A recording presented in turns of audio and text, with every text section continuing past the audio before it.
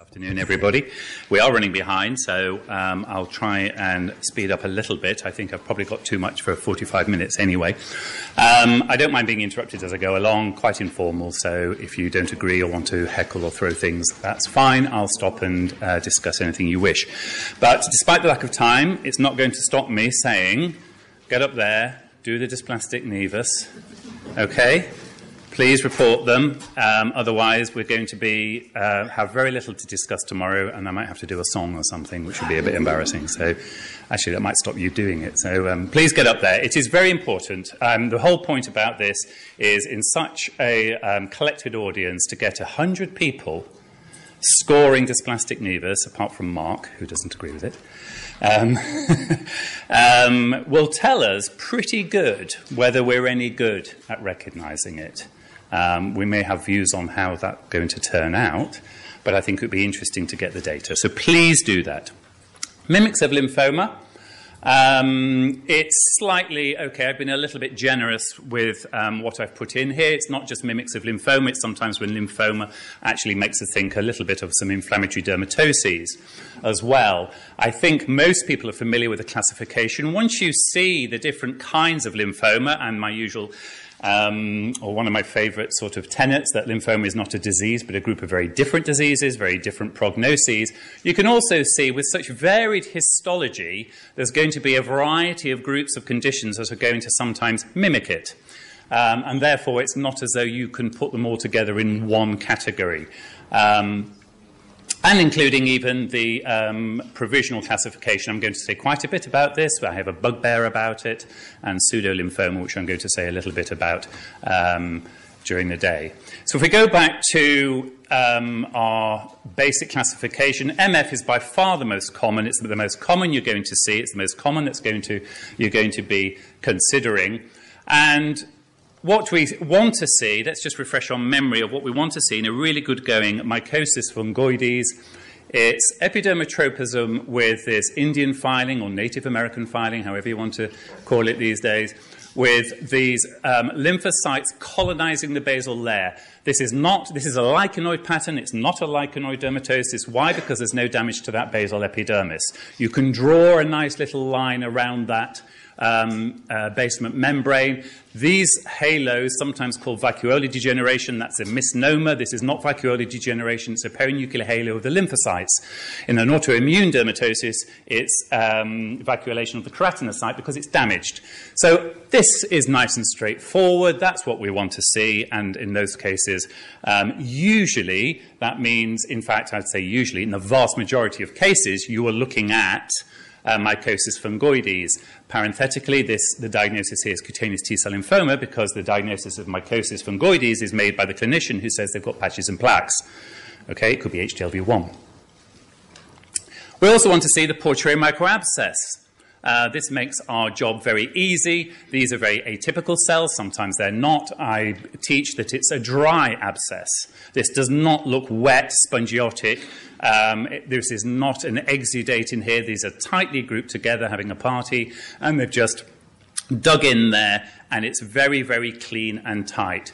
So if it was all like that, we wouldn't be here, really, would we? It'd be nice and straightforward. So the mimics I'm going to think about or talk about, this is not at all an exhaustive list. Lichenoid dermatoses, because it can be lichenoid MF, spongiotic dermatoses, the pigmented purpuric group, erythroderma, which is a bugbear, I think. I'm sure you find it too. I'm very grateful for Dr. Cassisi for lending me this case, which was presented last year by him. It was a wonderful case in the case assessment. So not all of you have seen it, and I've abridged it, but basically that is Angelo's case, and I'm very grateful because it's worth looking at again. What do you do if you find a Porträt's microabscess? I'll come to that. CD30 lymphoproliferative disease is well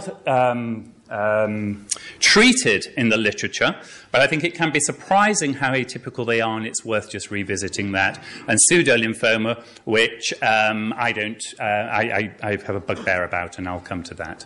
So mycosis fungoides, the lichenoid pattern, when are we worried about this? This is a lichenoid MF. Remember, not just patches and plaques, but MF is typically pelvic girdle. It's worth bearing that in mind. That is a classic site, and you've got the perinuclear halos again of the lichenoid pattern. And we identify lichenoid dermatoses because there are lymphocytes at the dermoepidermal junction. So it is similar to, you could argue, a lichenoid MF, and or there are vacuolar change, synonymous with liquefactive degeneration or hydropic degeneration, and that is of keratinocytes. So here, some people get worried because they see a very florid infiltrate. It's at the dermoepidermal junction. There are lots of lymphocytes. There are reasons here why I don't particularly think this is a lichenoid mycosis fungoides. In contrast to the first one, you have got disarray of the basal epidermis, you have got damage to the basal epidermis, and you can see some colloid bodies. Does it mean it cannot possibly be MF? No, sadly, nothing's like that. But this does not look like lymphocytes living in the epidermis. Similarly here, you think, well, actually, there are some perinuclear halos here, but equally, there are apoptotic cells. And this is a lichenoid drug eruption. This is the kind of pattern which can mimic it with some of these lymphocytic nuclei having perinuclear halos. But again, damage is rare. This is paraneoplastic pemphigus. You've got a lot of lymphocytes. Remember, lymphocytes can be activated. They can look atypical. But again, you've got damage. You've got a very sick epidermis. When I see a sick epidermis and lymphocytes in it, my first thought isn't mycosis fungoides or cutaneous T-cell lymphoma. And likewise, again, very similar, even though, look at these big cells. And of course, this is always worse when the clinician doesn't know what the diagnosis is. If they say this is absolutely barn door lichen planus clinically, well, you're in for an easy day. But if they don't know, and you don't know, and the big mimickers in dermatosis, syphilis is one, sarcoid is another, MF is another, sadly. So here we are, and this is the contrast, and it's worth getting in mind if you haven't seen that many cases of just how nice it can be and how different it is, despite the fact you can have atypia in the inflammatory conditions. And although I've given this, and it is atypical, you can have sometimes no atypia or very little in the early stages of mycosis fungoides. This was sent to us. We had a patient referred to us at St. John's about 3 or 4 months ago, and they had a diagnosis of of mycosis fungoides from 1998. We got the slide sent, and it's hypertrophic lichen planus. So that's 15 years of a diagnosis of MF. They did well. Prognosis was good. They hadn't spread. It's easy to be funny in hindsight. All you need is a clinician pushing for the diagnosis of MF, something atypical. You see a few cells going in. But I would urge you to look at this contour. The pseudoacanthosis that we see typically in lichen planus. And sometimes you've just got to say halt to the clinician. Sometimes, yes, they are wrong. It's amazing. And hold back. Even though, again, you could point out, well, there's a few halos around a few cells. There are a few exceptions. I think we've seen one already. Oh, this is nice and lichenoid. It isn't particularly spongiotic. Not that it looks like a spongiotic dermatosis because it's down the bottom. But there isn't any damage. And here Catherine would have been very proud of me because I did a PAS, and it's positive. So, she's absolutely right. Always do a PAS, always do a fungus. This, I'm not sure if this was the one we saw this morning. We published this. This was a mistake we made at St. John's. And this is one of the exceptions. Lichen sclerosis does not... it doesn't give the evidence of attacking the basal epidermis to the extent that I think a lot of the lichenoid dermatoses do. Look at these. They're sitting in the basal epidermis. There's some perinuclear halos. It's not that atypical, but it's very easy to persuade someone it's atypical. It's a little bit. But the reason why this threw us even more was CD7 was negative. I don't care too much about that. Inflammatory dermatoses can be CD7 negative. 10% of your T cells don't express CD7 anyway, so you can get expansion of that. But it was CD5 negative. And that's the only time I've seen an inflammatory dermatosis which has lost CD5. And then the clinician, not to be outdone, sent us a clinical photo and sent us another biopsy. Clonality here might not help. This is a disease that can be clonal. Another exception, I think, secondary syphilis. I don't see that many, but look at these. I don't see damage. It's another mimicker, great mimicker. I don't see damage. I could have presented this to you, I think, as early MF with that. An atypical lymphocyte, 1 or 2, colonizing the basal epidermis, and this is syphilis. Always think about it. We've even got some eosinophils for the CTCL, but we've also got plasma cells. Do you see plasma cells in MF? Yes, you can. It's just the few I've seen of syphilis, they do vary, but sometimes I don't see the damage that maybe I see in some dermatoses. Sadly, as I alluded at the beginning, not everything is that straightforward. This is MF. I know it's MF, so I'm not making the diagnosis off the screen here. Personally, I'm not sure I could. And you have got massive basal epidermal damage. And here, except Portrier. So it can happen. Parenthetically, poikilodermatous MF I associate more in having colloid bodies or cytoid bodies in the basal epidermal layer. I presume that's why it's atrophic. Nevertheless, I think a take-home message is, in most cases, MF lives in the epidermis. In most cases, lichenodermatoses attack the epidermis, on the whole. Pigmented purpuric dermatoses, again, are well treated in the literature. These are a group of clinically very different conditions which share a similar histology with the possible exception of lichen aureus, which is slightly different. Scharnberg's disease, lichen aureus, Gugerot and Blum and Majocchi's, and there's also senile itchy purpura and all these wonderful names that the clinicians give them. And it depends on the location and the appearance. So this is Scharnberg's disease, this is Majocchi's. This is lichen aureus histology, you get a band-like infiltrate. This is Scharnberg's perivascular infiltrate with some red cell extravasation. This doesn't look like MF. Of course it doesn't look like MF, but MF can present like this. This is a close-up of Scharnberg's disease, close-up of the histology, not much atypia. I'm sure you know, just like me, if you're struggling to make a diagnosis, it's dead easy to find atypical lymphocytes. They can come up and, I mean, it is. Activated lymphocytes look atypical. You've got red cell extravasation. Lichen aureus with clonal T cells and child-positive induced by regular energy drink, who knows? Clonality is well recognized in this group. We know that MF can present with purpuric lesions. It can very much resemble PPD. If it's clinico-histopathologically atypical, or you do find a clone, be wary. MF presenting as a pigmented purpuric eruption. This is a while ago, but I think this is a commonplace recognition this is commonly recognized as a presentation. This is widespread pigmented purpuric eruption, and you've even got the hemosiderin, and you've got some colonization, and it was clonal, T-cell clonal. It doesn't mean it is, but this is mycosis fungoides. We do know that in 2 cases at St. John's, 15 years ago, had typical pigmented purpuric dermatosis. Nothing abnormal about it. And about 10 or 12 years later, they each developed mycosis fungoides. When it was looked back, the same clone that was in MF was in the original pigmented purpuric dermatosis. So that can happen. Does that mean you should go out today and diagnose every pigmented purpuric dermatosis as MF? No. 99.9999% are never going to go anywhere. It's just bearing in mind, if you see something with a pigmented purpuric pattern, if clinically it's not adding up, if histologically it's not quite adding up, you must think of MF. If we get to the plaque stage, this is what we want to see. Aren't they beautiful? That's what you want to see on a Friday afternoon. You know you're going home soon. You've made the diagnosis. Very, very tight clusters of Portrier microabscesses. And for these, although you wouldn't mistake that at all, the spongiotic dermatoses with lymphocyte exocytosis can come into the differential in certain cases. And this is a particular one which can be difficult. It's difficult clinically and it can be difficult histologically. I use CSSD as my term, which embraces these. You may have your favorite term. And this is the paradigm, the typical individual with this condition. Typically on the trunk, these salmon-y brown but very monomorphic patches.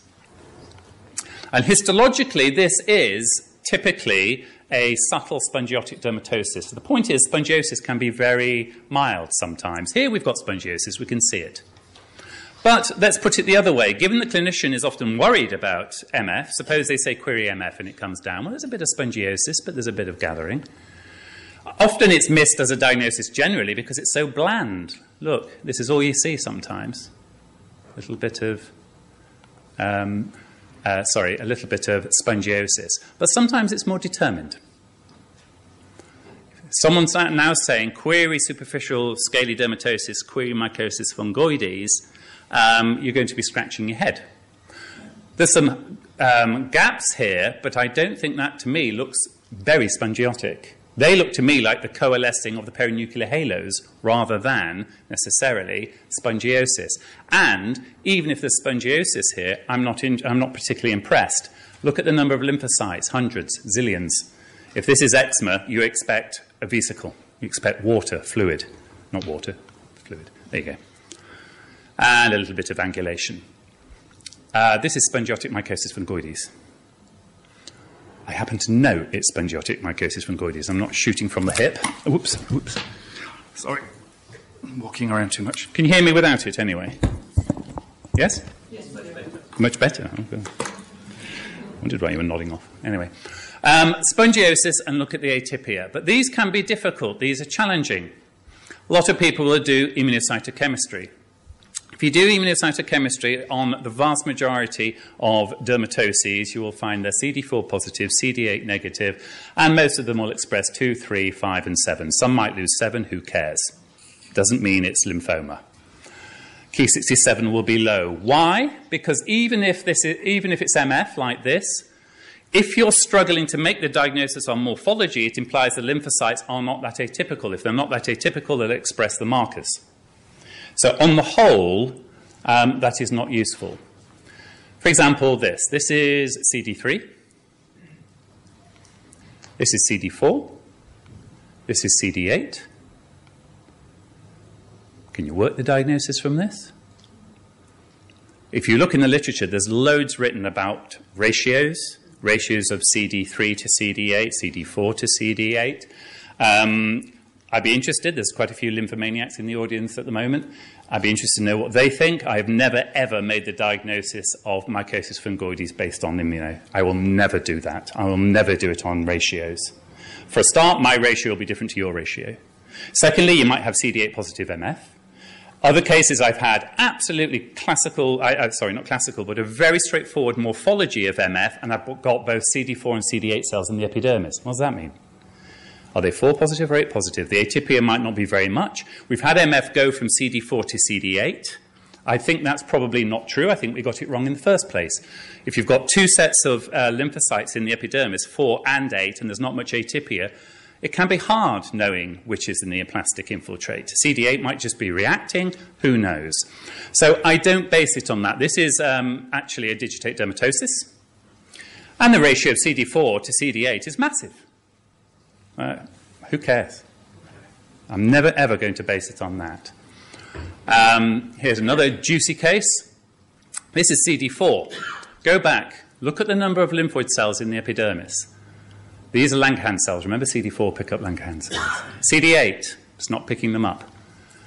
The time when immuno, I think, can sometimes be helpful is, my goodness, it highlights the morphology of the lymphoid cells in the epidermis. And that's beautiful Native American filing. So I'm happy with that, but on the whole, immuno isn't that helpful. Parenthetically, of course, I have to say, I can think of instances when it has helped. Instances where the cells have been small lymphocytes and they have lost CD2 or CD5. But on the whole, it is not that useful, and I will only interpret it as useful if there's loss. I certainly would never go personally on ratios. This is a combined CD4 and CD8 in an MF, and look, there's loads. Yes, there's more CD4 up here, and in this case, it is likely that the CD4 cells are the neoplastic cells. But mentally forget this image and put each of those on their own with a CD4 and a CD8. They will both be rich in cells on their respective immunostains. So actually telling them it can be difficult. And look at the ratio. It's not 2 to 1, 3 to 1, 4 to 1, 5 to 1. It's about 50-50. So don't go on ratios. So what is this? Well, it's contentious. Chronic asymptomatic condition, sometimes worse in the winter, on the trunk and proximal extremities, as we said, that can be itchy, young adults usually. Point about this, in its proper form, in its true form, it's monomorphic. That's one of the things that my clinical colleagues with the lymphoma interest at St. John's stress. And you get this characteristic cigarette paper-like wrinkling quality to the skin, and it has a digitate form. It's meant to be digitate because it's like someone putting the fingers on the flank, so it is said.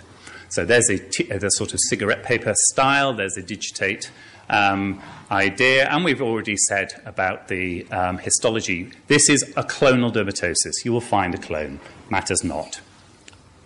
There's another example, and another example. Interestingly, in JAD, there was a case presented which then went on to develop mycosis fungoides. They then looked at 27 other cases of non-progressive small plaque pari psoriasis to compare them. This was their case. He presented like this with these very digitate pattern, and later developed classical MF. In 27 cases they studied otherwise. There was no progression, mean follow-up of 10 years. I don't know what the median was, which would be more useful because there's a 52 years there. But anyway, they were followed up quite a lot. The late and great and somewhat controversial Ackerman said he was very much a lumper in this respect, I think, said that this is an abortive, this is a mycosis fungoides, and that's what it is. This was applied by Gunter Berg and Reinhard Dummer. It is an abortive CTCL and not mycosis fungoides. Of course, Ackerman never gave in. And if it's an abortive one, it's still mycosis fungoides. So you pay your money, you take your point. But our belief at St. John's, and I'm basing this also on my clinical colleagues, that the pure form is different. The problem is patients with MF can have very similar admixed features to the small plaque pari psoriasis. They're both CD4, they're both clonal. But, as I said, digitate dermatosis is commonly it's here. MF is a pelvic disease, often or usually. It is monomorphic digitate dermatosis. MF is the classical polymorphic disease. You get very little atypia, that doesn't really matter. And certainly my colleagues believe it never in its pure form will evolve into mycosis fungoides. I'd be delighted to hear what other people think in their experience. However, you can get features very much like it in mycosis fungoides, and that's their belief as to why sometimes they're confused. If you go back, you could argue their patient had it in an odd site, their digitate dermatosis. It wasn't on the trunk, as they often are, although neither was it on the pelvic girdle. Large plaque pari psoriasis, I'll mention to dismiss. It depends whether you believe in it or not. It is a descriptive thing. We tend to believe that large plaque pari psoriasis is just undiagnosed MF. It is MF. There you go. That's large plaque pari psoriasis, a.k.a. MF. Photodermatoses.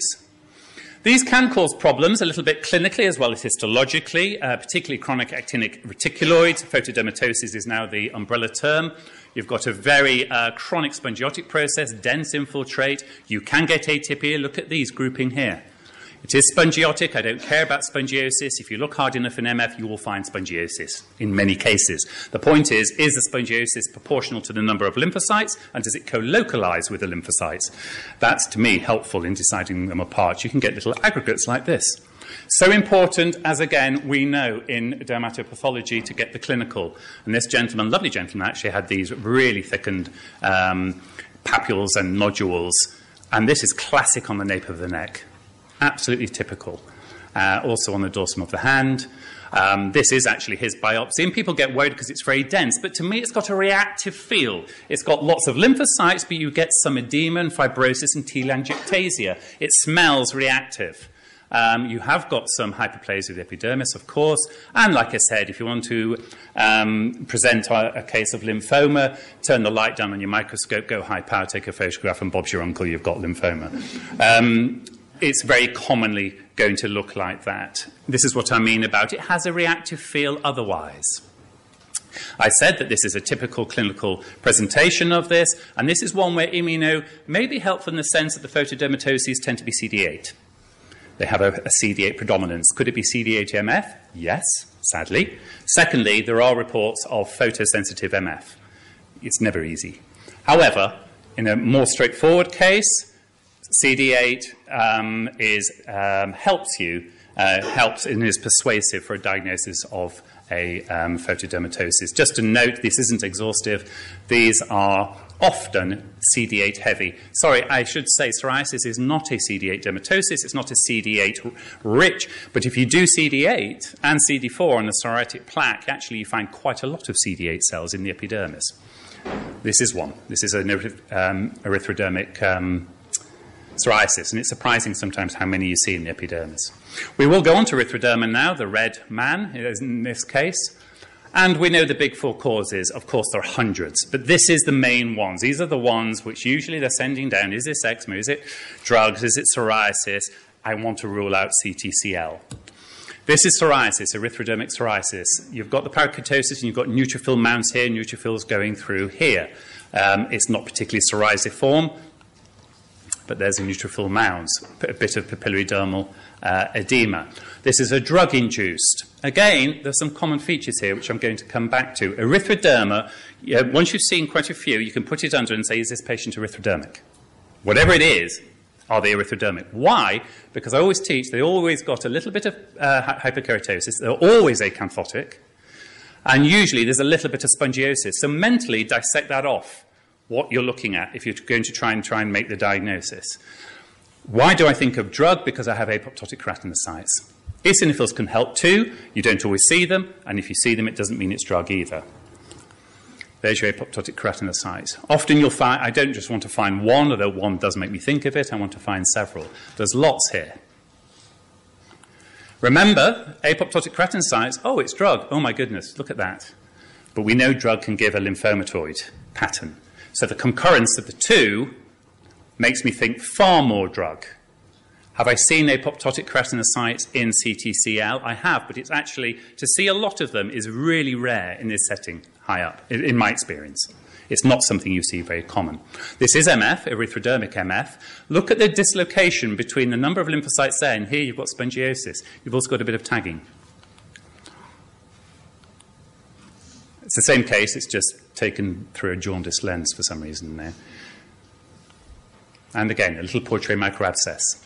That is the underlying dermis. I would suggest I do not see that in erythrodermic psoriasis. I do not see that in erythrodermic eczema. I could see it in erythrodermic drug. So psoriasis, I haven't got an erythrodermic eczema to photograph, sorry. Drug, CTCL. EOTC group, led by Klaus Detlev Klemke, sat down and went through 101 cases of erythroderma. They know how to enjoy themselves. To try and work out what the diagnosis was. 54 Sézary, 7 erythrodermic MF reactives, N equal 40. They recorded epidermal and dermal features, the morphology of the infiltrate, immuno-loss. They made a diagnosis and correlated with the clinical, and the clonality. Portrait microabscesses were in Sézary syndrome and erythrodermic MF only. Small lymphocytes with blasts.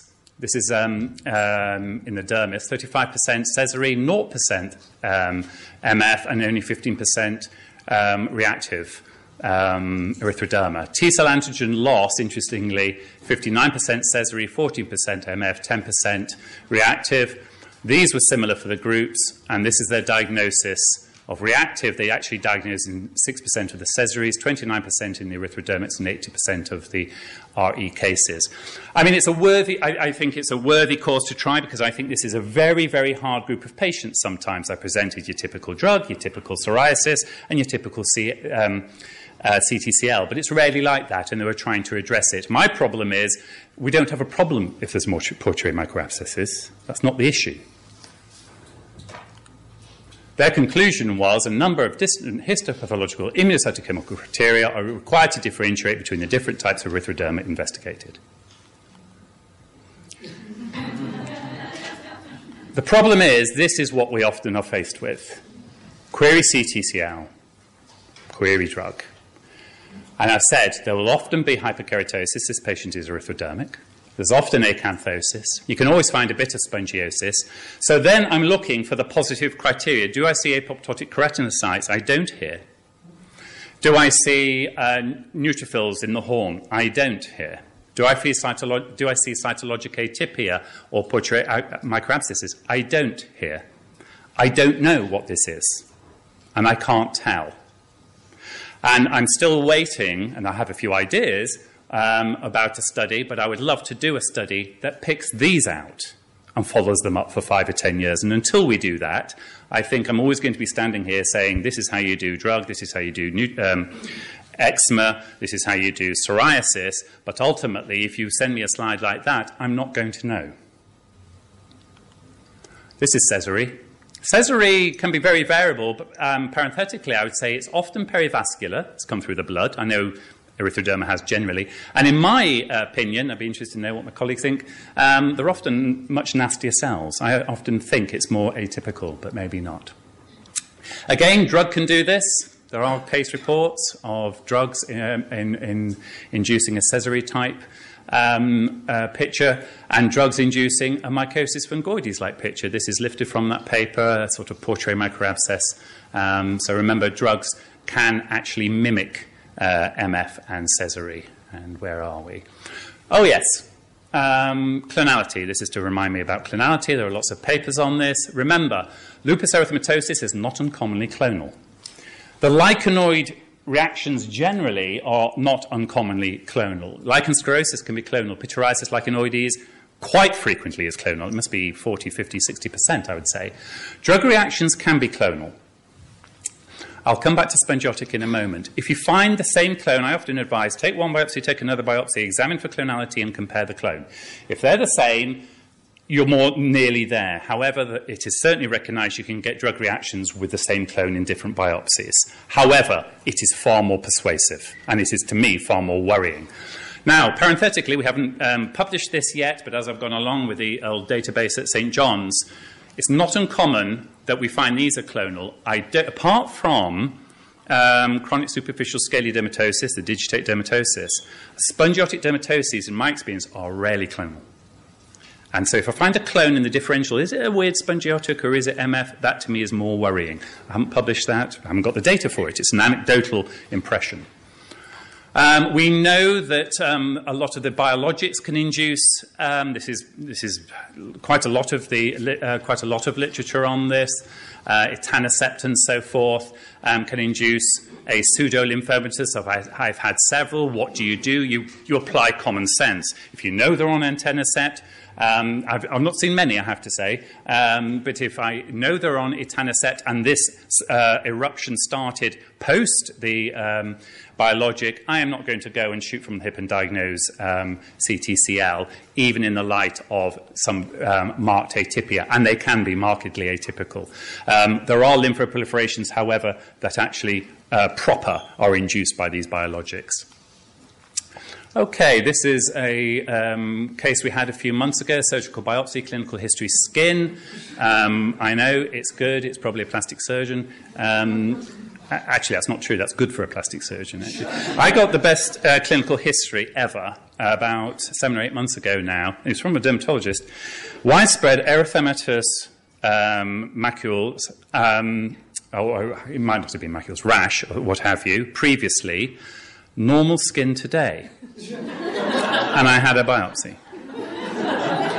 I couldn't resist because it looked normal. I said, skin with no significant pathology consistent with normal skin today. And I thought, I'm bound to get a phone call. I never got a phone call, so I don't know. I just couldn't. What did you biopsy? Okay. Dense. Beautiful portrait micrographs. Look at this. Trouble is, I take about 30 photos of these things because they're so lovely, and then I realise I only have to use 2. Atypia. That is colonising. They're convoluted. They're atypical. Look at that for Native American filing. But the clue's in the biopsy. Tattoo. I was so convinced this was CTCL. I said, find out the clinical. This patient's got CTCL, and they were actually just having the tattoo excised, but they must have CTCL too, as well. It was a surgeon, but we got to the bottom of it. The patient didn't have any evidence of a T-cell lymphoma. And this is recognized. It's the first time I've seen it so good. But that, to me, I could have buried that and just presented this as MF earlier to you, and you wouldn't have batted an eyelid. It's recognized. I had better journals, sorry. But it is, if you look up, tattoos inducing CTCL-like appearance is well documented. But you've got to see it almost to believe how good it can be. I've seen one case of this, which I haven't been able to photograph because it was years and years and years ago. I haven't got it available. But I've seen one case that looked just like that from lymphomatoid contact. Okay, what do you do if you find a portray microabscess? You're wandering along in your biopsies, you're very happy, you've got a perivascular indeed, this doesn't look like lymphoma. Oops. Because this happened to me. First of all, it taught me sometimes don't do levels. Because you're faced in interpreting it. And I think I've got nothing really to add other than one uses one's common sense. The pattern here is wrong for this to be MF. Yes, you can get perivascular CTCL, of course you can. But to have this on several levels and have only one portray microabscess, it doesn't ring true. Ignore it. But it shows how good they can be sometimes. I don't know what it means, but the patient didn't have MF clinically, and they've not had MF since. But it's there. And be aware of what you're looking at. This was referred to as a patient with MF, and many of you, I'm sure, at a glance can say that's Langerhans cells. Careful with CD4, because it'll be positive in the Langerhans cells as well. CD1A is much better. I haven't got a picture of this man's histology. This is chloracne, but it will tend to look like that. Dilated follicles, plugged, epidermoid cysts. But this is comedonal MF. This is from a patient with MF. You're not going to look at that and think MF. I agree. And that is the biopsy from it. The lining. That's lining from an epidermoid cyst. That's the lining from that patient. Again, if you want to find it, you'll find all sorts of things that can mimic MF if you look hard enough. This was a bond or epidermoid cyst, providing the patient doesn't have MF. If they have MF, I'll just say, well, the MF's involving their epidermoid cyst. Matters not. But I'm not going to go and start saying I'm diagnosing MF on an epidermoid cystic inclusion. This is the MF. How do you diagnose it? Cautiously, carefully, if at all. Because there's nothing really atypical about this, except how often, and this is in retrospect I thought this, how often do you see an epidermoid cyst unruptured with a sleeve of lymphocytes all the way around? I would say not very often the more you look, unless it's ruptured and then you see marked inflammation. Plus, they do actually go in, and I'm not sure it projects, but there are eosinophils. That together, I knew the patient had MF, so I was home and dry anyway. And I just said this is probably comedonal reaction to a follicular variant of MF. But without it, I'm not going to be, it would be silly to just write down that this is MF. But I actually can see that this is different to your typical epidermoid cyst, and sometimes it can alert you. This is the case I told about, which Angelo has very kindly let me just represent. He brought it last year. I've adapted a little bit. This was a lady who had the bilateral verrucous thickening of the areola and nipple, which worsened when she became pregnant, and she came because breastfeeding was going to be difficult. And it's a hyperkeratosis of the nipple and areola. Clinically, that's a very clear description. And this is actually described. Sorry, I didn't turn my phone off. Well, there we go. It's also been recognized it can be the presenting feature of a variety of dermatoses, such as Darier's disease, for example. What's interesting, oh yes, and it tends to react to becoming, in pregnancy, it becomes darker and more verrucous. You've got these elongated, ramifying epidermal hyperplasia. But look at these, which Angelo pointed out last year. Beautiful portray microabscesses. Again, you could photograph these. This is not spongiosis. This is a dry coalescence of perinuclear halos in atypical cells. It's a wonderful case. And this has been described before. The immuno, this is Angelo's immuno, just showing it's a CD4 positive proliferation, some loss of CD7, so what? It's been described in the literature and misinterpreted as mycosis fungoides, portrait microabscess. It seems to be an entity. Why? I don't know. This is a biopsy, 8 months, I think you said, after delivery. They've gone. Fascinating. I think that's a definite catch. If you get that on a biopsy, you're going to say, look, this patient may have mycosis fungoides or CTCL. I think it's a wonderful case. Why they've got that, I don't know. This is a summary that Angelo prepared. So they had lesions consistent with nevoid hyperkeratosis of the nipple and areola. It is epidermotropic. These were activated cells, and I think Angelo proposed at the time that this might be attributable or something related to protecting the fetus from rejection, because you do get activation of this particular phenotype in pregnancy. And 8 months later, it had gone. So it's a wonderful case and certainly worth bearing in mind. Okay, CD30 lymphoproliferative disease. We know this, LYP, wedge-shaped, can be follicular tropic. We're up to LYP type F now. I don't think they've called it F, but we have got those types. But anyway, the point is they all behave the same. You get the wedge shape. Even here you can see some nasty cells, which are CD30 positive. When we see these, we immediately think of CD30 lymphoproliferative disease, because we need the clinical to know whether they're papules and nodules coming and going or they're tumours. This is anaplastic large cell lymphoma. This is an 18-year-old girl. She had one lesion. She's only ever had one lesion, but there's no doubt what the diagnosis is. CD30 positive, lots of granulocytes, it was ulcerated. But it's now known that we can be fooled by CD30 cells in the dermis. And it is, often you see one or two and it's easy to laugh off, but it's surprising sometimes just how many you can see. And there are certainly well-recognized catches. Some of the most common are viruses and drugs, probably. I've certainly seen it with herpes. I've never seen it with leishmania, but all sorts of things. Interestingly, they said sometimes pseudolymphoma can cause it. The point is, it used to be said, and I used to teach, that in the reactive conditions, you'll just get scattered individual cells. In the lymphoma, you'll get clusters. I no longer believe that. It's in the literature that that's not true anymore. You can get solid clusters in reactive conditions. And not only that, they have the classical staining pattern with CD30 of membranous and Golgi. This is one. This is this is a few years ago. Big nodule, CD30 positive cells, wondering what was going on, loads of levels, molluscum. I was referred a case of LYP, and I looked at it and I thought, oh, this is it. This is LYP. This is very nice. And I just happened to notice in one little level a brick red keratinocyte coming in. Few levels, molluscum. It is surprising how atypical it can be. Bear in mind also, molluscum could be a differential of LYP clinically. This is courtesy. I've been very lucky to be lent a few things today, one from Angelo, and this is from my friend Werner Kempf. You may have seen it. It's in the American Journal of Surgical Path. It's just out of pityriasis lichenoides with CD30 positive cells. The typical PLC, or pityriasis lichenoides, it's a spectrum, acuta, chronica, interface, lots of CD8 in the acute end of the spectrum. Later it becomes more CD4. Tends to be CD30 negative, a few cells. That's what we were all taught. However, they found a series of patients, which expressed high levels of CD30 in the epidermis.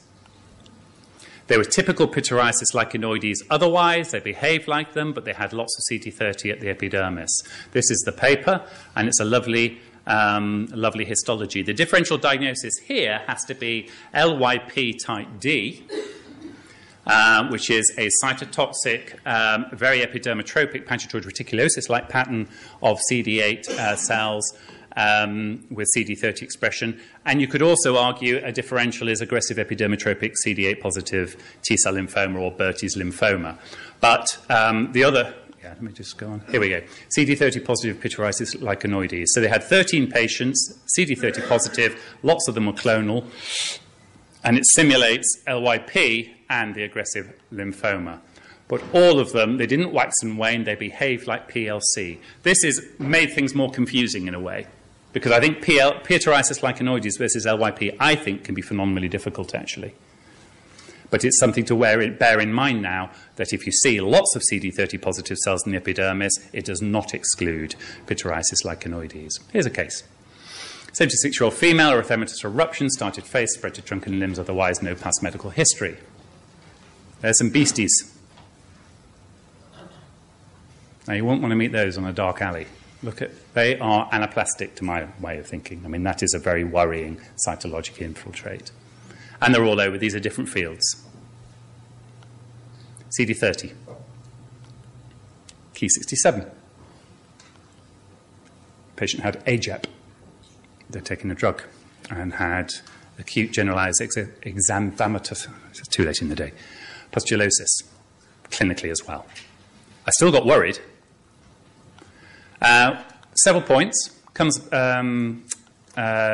Key 67 in CD30 cells will often be strongly positive. So if you do it in LYP and anaplastic lymphoma, it's 100%. I'm not sure that's useful in this differential, because whenever I see cells like that, they are often expressing Key 67. Could it be CD30 lymphoproliferative disease if you see this? This is going back to what I said earlier. These are quite dispersed.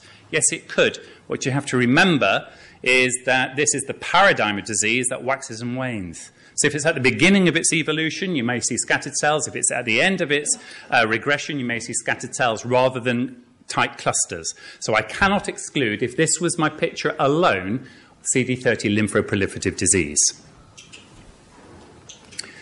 Okay, another mimic, not to do with CD30 now.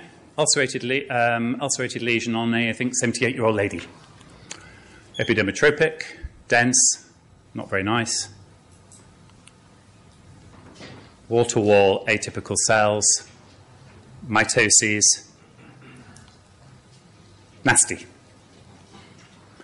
Not really a microabscess, but it's up there. CD4, always bear in mind Langerhans cell histiocytosis, CD1A. And this is CD1A, or Langerin on the dermal bit. But it's not a million miles away, is it? This is your Langerhans cell histiocytosis. This is your anaplastic lymphoma and MF. So they're not... Think about it. 78-year-old ulcerated lesion on the vulva could easily be a lymphoma. Pseudolymphoma. Nearly finished. Pseudolymphoma, if you look at pseudolymphoma, you'll find it includes contact dermatitis. We've talked about that. Pigmented purpuric dermatosis, lichen sclerosis drugs, secondary syphilis. We've mentioned a lot of these. Arthropod reactions, viral, Jesner's lymphocytic infiltrate, molluscum contagiosum. Lupus profundus. Tattoo, inflammatory morphea, ad infinitum, ad tedium, ad nauseum. There's hundreds. Okay? So what is a pseudolymphoma? I've got a slight bugbear about this. It is not a diagnosis. I love Lebois' comment. I absolutely agree with that. If you're saying it's a pseudolymphoma, it means you don't know what it is. If you don't know what it is, you don't know it's not a lymphoma. And I firmly believe in that. And the other problem with this is there is a tendency, if you call something pseudolymphoma, to think you've made a diagnosis. And that's very deceptive, because one hasn't. I'm not saying one can always make a diagnosis. Of course, I mean, we all know that's utter rubbish. Sometimes you don't know. But if you don't know what it is. You don't know it's not a lymphoma. Particularly when this is sometimes classed in the lymphoma, in the pseudolymphoma, nodular T-cell pseudolymphoma. I have no idea what that is. And I'll confess to my bugbear in a minute why. This is the kind of thing, isn't it? I get a lot of this. And your heart sinks. Because it's much easier to make a diagnosis of lymphoma than to say it's not lymphoma, I think, a lot of the time. Let's go now to cutaneous small medium pleomorphic T-cell lymphoma. Provisional, solitary plaque or tumor on the head, neck or extremities, infrequently multiple, and we know it's this phenotype, PD1, CXL13 and ICOS. This is your typical clinical nodule on the cheek. Another one, nodule on the cheek. These are, a junior colleague of mine wrote these up, and this is typical of the path. Dense throughout the dermis, often to the subcutis. This causes problems. Why does it cause problems? Because pathologists look at this and think, got to be a lymphoma. Then they do the immuno, and they find it's mainly T-cell CD4. They find a lot of CD8 cells. They find a lot of CD20 cells, and they say, well, it must be reactive then. But I don't like it. And they don't like it partly of its density and partly, if you look, some of these are very atypical. But it's solitary. And we're also programmed not to think of lymphoma. It's solitary. I don't want to call it lymphoma. What kind of lymphoma is that? So, and that to me is a beautiful example of small, medium pleomorphic T-cell lymphoma. Lots of small, medium cells. Blasts are allowed, but they shouldn't be more than 30%. CD4. So the problems are it's solitary, it's polymorphic but dense, and you get a very polymorphic infiltrate on immuno. It's one of the most common referral cases. I was at the World Congress in Berlin earlier this year, and Lorenzo said, I totally agreed with him, I was really pleased he said it, this is the most common lymphoma. It's so common. But this is what helps us now, the recognition that they've got follicular T helper cell phenotype. And what we did, and this is, I'm getting to where my bugbear is now, we looked at PD1, ICOS, and CXL13, which are follicular T helper cell markers, in our set of tumours and in a wide series of inflammatory dermatoses, so lupus erythematosus, drug-induced reactions, loads of eczema, 40 cases. And to see if the body responds in an inflammatory dermatosis, in a known inflammatory dermatosis, does it respond with a follicular T helper cell phenotype? And it almost always doesn't. It's so low. My bugbear is, because this has gone round journal after journal after journal, bounce, bounce, bounce, you should compare it with nodular T-cell pseudolymphoma. I could kill them. No one can define to me what nodular T-cell pseudolymphoma is this. I'm sure it's the same thing. You can't take something you don't know what it is, take this and compare it. It's meaningless. Sorry, I'm going to get... You can see how I feel about this. And to me, our point was, and thankfully it has been accepted across the pond. Thank you, Uncle Sam. It has been accepted because our point was this is the hallmark of what this tumour is. It has been called pseudolymphoma. It has many features which you may think on first principles make it a reactive process, but there's many things now that can define it. And this is nodular T-cell pseudolymphoma. This is the PD1, and it's often clustered. They form tight clusters. This is inflammatory. You have hardly any. This is a contrast with the lymphoma. This is ICOS. Now, a group did say these are identical based on their findings that these are consistently expressed in both these entities, but only rarely expressed in other CTCLs. I don't know how they defined these two groups. Plus, and this is American Journal of Surgical Path, they actually put a drug-induced pseudolymphoma in the category of tumour because they considered it the same. It's unbelievable merging of methodology. So these are the same. If I go back, I agree that they are the same, but to me they are this tumour. Why do I call it this and they're not a pseudo-lymphoma? Because it doesn't look... drugs don't do that. I've not met a clinician yet who can tell me, oh yeah, that looks like a drug-induced lesion. It doesn't. Remember the other one, the big nodule on the nasal bridge? They don't. Of our 17 cases that we published, we've had lots more since, cancer was considered in about 13 of them, and B-cell lymphoma was considered in 10 of them. So it's thought to be malignant clinically. It looks very dense and it's very atypical, as we show on high power. You've got a characteristic immunophenotype and pattern, and you often get a clone. I don't think we should shy away from calling it a lymphoma just because it does well. Cool, it does well. It's a good prognosis. But to me, it's reproducible. It's neoplastic. Anyway, got that off my chest. I'll sleep well tonight. And that's what I mean. These do not look, and there have been some that have recurred. This was a chap whose case recurred. Sorry, just go. Okay, lupus profundus. I'm on the home straight, and someone's going to shut me up. Lupus profundus, I think you know where I'm going with this one. It's the paniculitic form of lupus erythematosus. It can be combined with discoid lupus erythematosus, where you get the surface change, and typically we see this atrophy here in these deep-seated nodules. Look at the characteristic features: hyalinized, broad septi, mixed paniculitis, but very lobular, very dense. And again, and you can almost see that these are going to be plasma cells. I don't see very good lymphoid follicles here, but it's not uncommon. About 50% of cases will have it. Here's your hyaline necrosis of the fat and lots of debris, karyoretic debris, very common. There's your plasma cells, polytypic. And there they are. Rimming, depends whether you believe that's rimming or not. It's not typical for me. I'm not there for that being adipocyte rimming, but it can be suggestive. And you may have the surface changes in discoid lupus, but in the lupus profundus proper, you won't.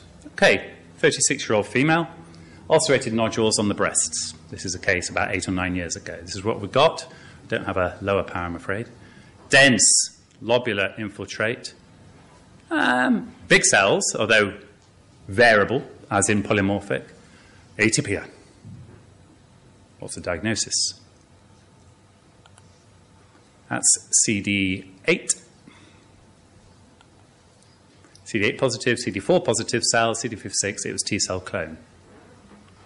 Okay, who's for lymphoma? Subcutaneous paniculitis-like T-cell lymphoma. Who's for lupus profundus? Who doesn't care? There's a lot of abstaining here. I think it's lupus profundus. The location, thank you. It's a classic site for lupus. But you can't not be worried by this. But I'm minded always, it's a good thing to remember, I think, lupus erythematosus, not always, but I've seen now 2 or 3 discoid lupuses in the dermis with marked cytologic atypia, actually, but otherwise classical for lupus. Think of lupus in a lymph node, those of you who still venture deeper than the subcutis, unlike me. You can get marked atypia. So I'm not surprised by the atypia. There is not rimming here for me. I may come on to that in a little bit, but these are not. The rimming I like to see is endothelialization of the adipocyte, where the nuclei protrude in. And it's not quite there. It doesn't mean I'm going to dismiss it completely, because that is atypical, and I was worried, but it was the site which made me think this is probably, and I'll come back to that in a minute. And we know that lupus profundus can be clonal. And there's good sets of papers saying there are these overlap syndromes. I'm going to be short of time to go into these, but this is Cynthia Magro. She's very productive. She's done lots of these things. And she considered, and I think Lebois and Lorenzo have published on this as well, there are overlap cases. There are cases that are hard to classify, and there are. I think there's no doubt about that. Now, location's important. Location. Lupus profundus, breast, proximal limb girdle. Subcutaneous paniculitis-like T-cell lymphoma anywhere. The lymphoma, paradoxically, seldom ulcerates. Lupus often will ulcerate, actually. Whoops. Someone's trying to tell me something. You can see atypical lymphocytes in lupus profundus. You will see karyorexis. Lymphocytic vasculitis is in both. I haven't seen lymphoid follicles in good-going lymphoma. Plasma cells don't, to me, tend to be numerous in the lymphoma. We won't go on to that. This is the lymphoma. Look how clean it is up there. It's down in the base. You've got the karyoretic debris, just the same. That's rimming to me. And the CD8 always highlights the rimming beautifully. And that I find very helpful. Look how there's more there than you thought.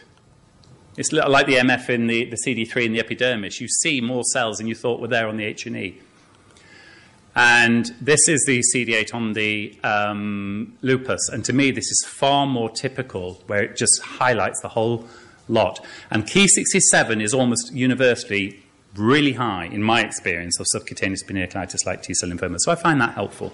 Having said that, if you look at the ORTC's a publication on subcutaneous paniculitis-like T-cell lymphoma alpha-beta variant, where there was 60-odd, 70-odd cases, 18 of them had autoimmune diseases. So there is definitely a relationship. Even then, it was recognized. And that's just to remind you that location is important for paniculitis.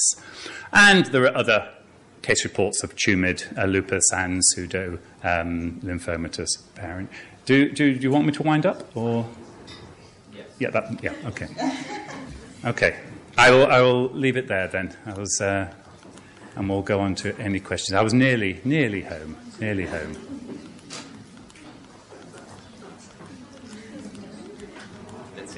Okay.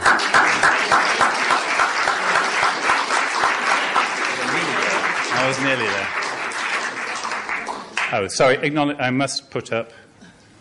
Angela, I mentioned Werner Kempf, and these people have all contributed as well, and lots of you out there who've referred me cases. Thank you very much.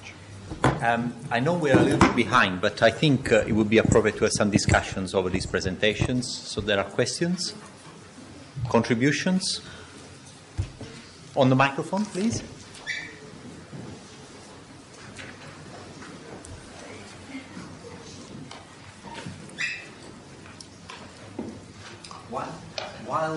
While we reach the microphone, sorry, I just wanted to ask you something, because it always bugs me. What is the significance of perinuclear halo? What are we looking at? Well, everything we look at down the microscope is an artifact. So it's not cytoplasm. Why, when it goes into the epidermis, it causes that? You've asked me that before, and I didn't know when you last asked me. Why it does that to the epidermis, I don't know. I mean, I find the stromal reaction, the epidermal interaction with the neoplastic cells very interesting, and I think it can tell us a lot. I'm particularly interested, as you know, in the stromal bit. I don't know. One thing I was just curious about were the cases where TNF inhibitors were used, and you're not diagnosing them as forms of cutaneous T-cell lymphoma. How do you distinguish that, and what are you calling them? I'm calling them a TNF inhibitor-induced. I was going to say pseudolymphoma. I'm not going to call them. No, I don't have a lot of experience of that. I've not seen them so much in the subcutaneous, but dermal and epidermal, the ones I've seen. And I waffle for England and say that this may be a reflection of if they can stop the immunomodulator, which sometimes they can change to a different one, then you just have to monitor what's happening. And some of them do go away. But some will go into frank lymphoma. Yeah, I mean, we've just seen some very aggressive cases, even resulting in death in some patients. Yes, absolutely. So But I think I won't cross that until they've at least tried taking it away, because some will go away. Thank you. Okay. Thank you. A wonderful talk. Pseudolymphomatous folliculitis. I know. Yes. Does it exist? Yes, it does. And I have to. A confession here. You see, I can't put everything in, and I deliberately took out the follicular stuff because we'd have been here till Wednesday next week. But at the MDM about a year or two ago, we had a case representing, everything in our unit has to go through the MDM, which for those across the water is a tumour board. And we're just catching up with our data, so every so often we put one in we've had the patient 10 years ago, but we need to catalogue that they've been through the tumour board meeting. Patient comes up, put the slide under follicular tropic CTCL. I said, this isn't follicular tropic CTCL. This is absolutely not. It is, if you like, the pseudolymphomatous folliculitis or what have you. Yes, it is. We've got it. No, it isn't. It absolutely isn't. I went through and they got up and read my report out from 9 years ago, saying that this was lymphoma. Actually, it wasn't just me. It was seen by lots of people, and we all confidently said this is follicular tropic CTCL. So I said, well, I'm 8 years wiser now, and there's no way that this is lymphoma. I think it does. I've gone through a little bit of a trend while I've been at St. John's. I didn't used to think that, for example, benign follicular mucinosis was something I was comfortable making a diagnosis of. As I said, it's easier to diagnose than to exclude. If you show me a really good follicular mucinosis, I can't say it's not going to be CTCL. There may be no lymphocytes there, or one or two that are really bland. It's boring, but you need to follow up. In most cases, I believe it's follicular tropic CTCL, but I've seen some that have gone away with steroids, some that have never come back. It's more complicated because we know MF can go away with steroids sometimes and then represent. So to me, it's still an open question. I think it's slightly different, the benign follicular mucinosis story, to pseudolymphomatous folliculitis, where you get a florid follicular infiltrate, which is benign. I absolutely think you can get that, but I think you look for the usual keys. You look for the pattern it goes into.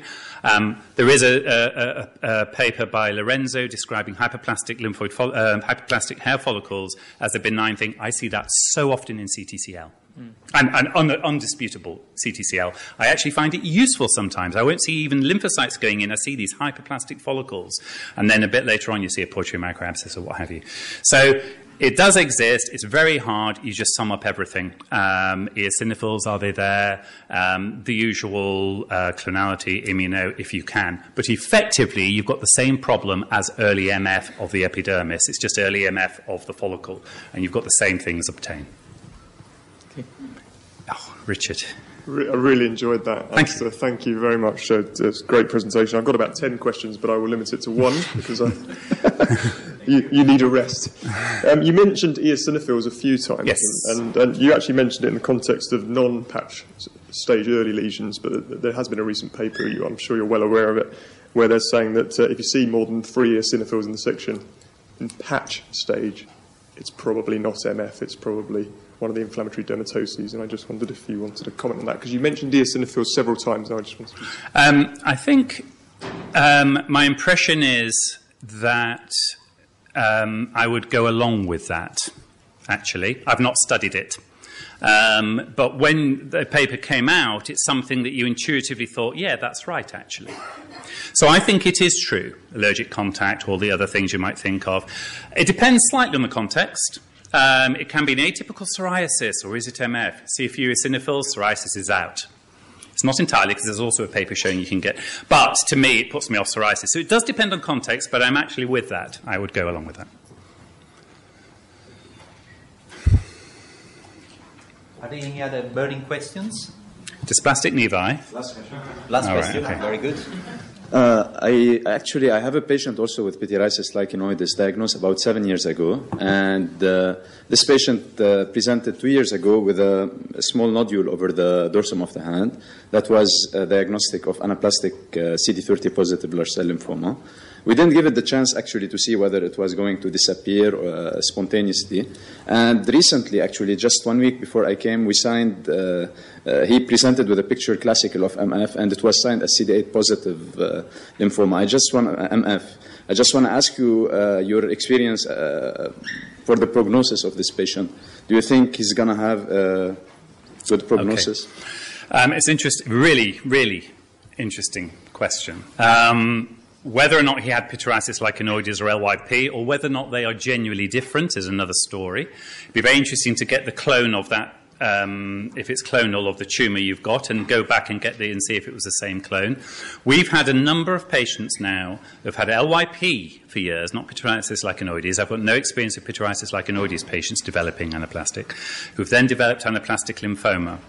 Anecdotally, there was one guy who had LYP for years, typical, responding to methotrexate, who didn't take anything, then came with a big tumour on his hand, and 8 months later he had died from disseminated disease. You can't go on anecdote, but it means that it's not necessarily going to be benign as you think. We know there's a relationship between LYP and MF. We know there's a relationship between those two and anaplastic lymphoma. How they influence prognosis, I don't think is clear in our database. We're about to publish it, and I don't think we actually got that data or have enough of that to say. So I can't give you a factually based statistical answer, but my anecdotal answer is some of these have behaved very aggressively. I mean, most anaplastic cutaneous lymphomas do quite well. This guy was dead very quickly. I find pityriasis lichenoides versus LYP sometimes phenomenally difficult. The more I look at them, I used to find it easy. In your first year, it's easy because you've got this black and white image, but I don't think it is. So far, we haven't initiated any therapy. Do you suggest that therapy might alter positively or negatively, like starting methotrexate? Because sometimes, I'm worried that methotrexate might also accelerate transformation. To be honest, Samir, I'm not the person to ask for that. Okay. I'm happy to put you in touch with my clinical colleagues who are very experienced, and they'll tell you. Thank you. Well, we need to thank Alistair for this wonderful expose. Thank you very much.